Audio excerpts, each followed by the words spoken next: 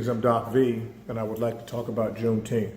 Juneteenth represents the Emancipation Proclamation, which was a mandate to free all slaves signed by President Abraham Lincoln back in 1863.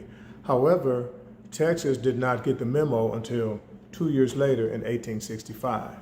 That's when the rest of the remaining slaves were freed. However, were they really free?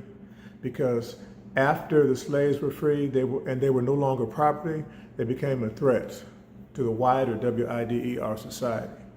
So blacks were targets of lynching, oppression when it came to jobs and opportunity or buying land.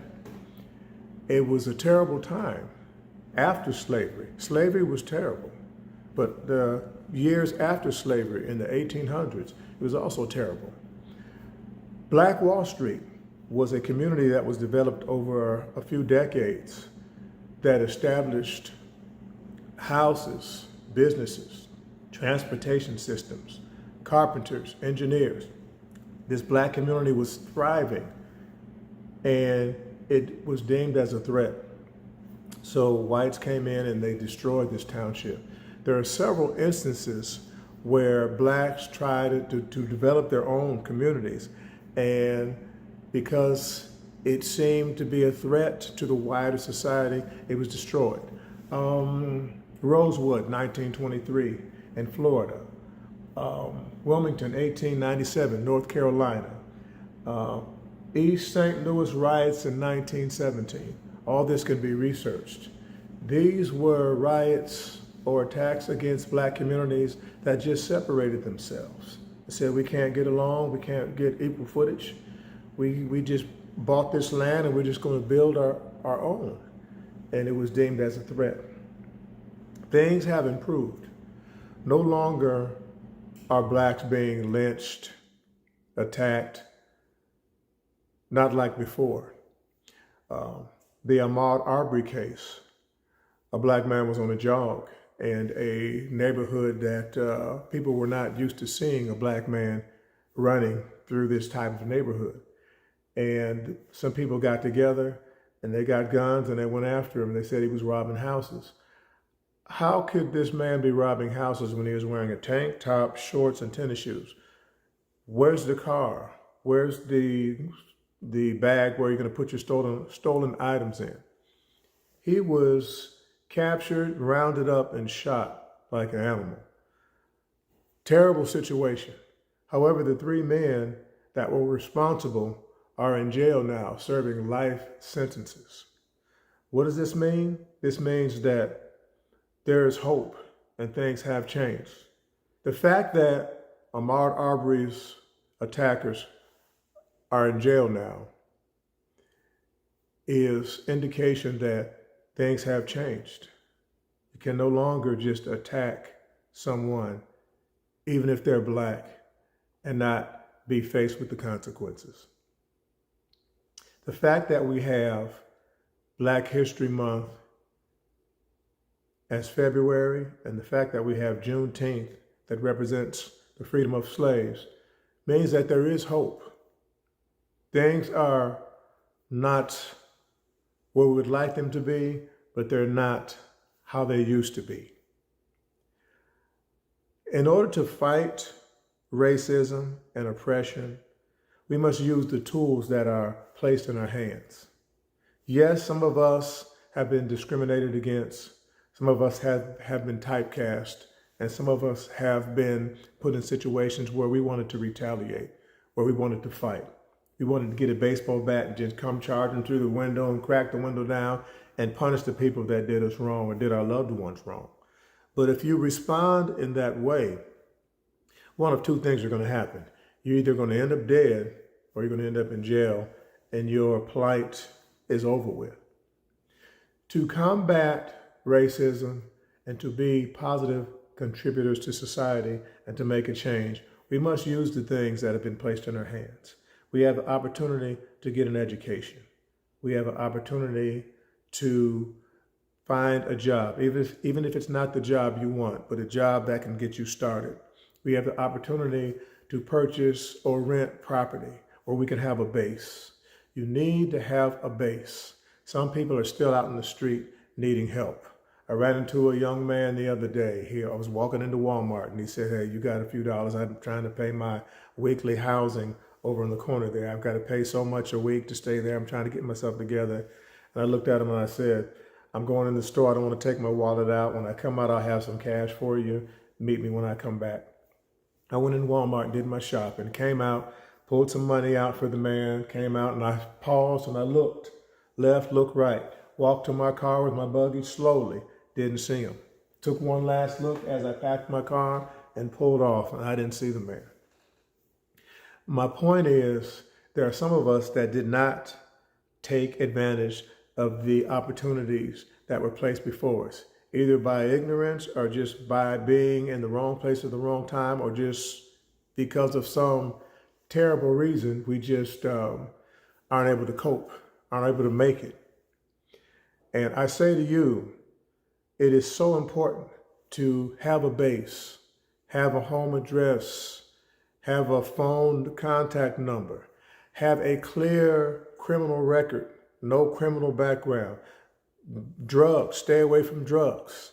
Stop running around making babies that you don't plan on taking care of. Set yourself, align yourself where you can be a productive contributor to society. Then once you are representing yourself and representing your family and representing your people well, then you can start making changes. You can start voting. You can start paying attention to what's going on in your communities. You can have a voice, but before you have a voice, you must have a platform. My book, The Black Man's Mountain, is available on Amazon.com. And it talks about Maslow's need hierarchy, which states that the basic needs of all people are physiological needs, and then safety, and then love and belonging, then esteem, and then self-actualization at the top. The Black Man Mountain, it illustrates and supports that this climb up Maslow's pyramid has unique barriers and unique circumstances in the Black community. There's racism, there's oppression, there's institutionalized barriers that cause us not to be able to excel at the rate of other races. The book details some of that. Anything that you would not agree with, you can Google it, you can look it up. What I'm talking about is factual, it's true. Some people don't want to hear about it.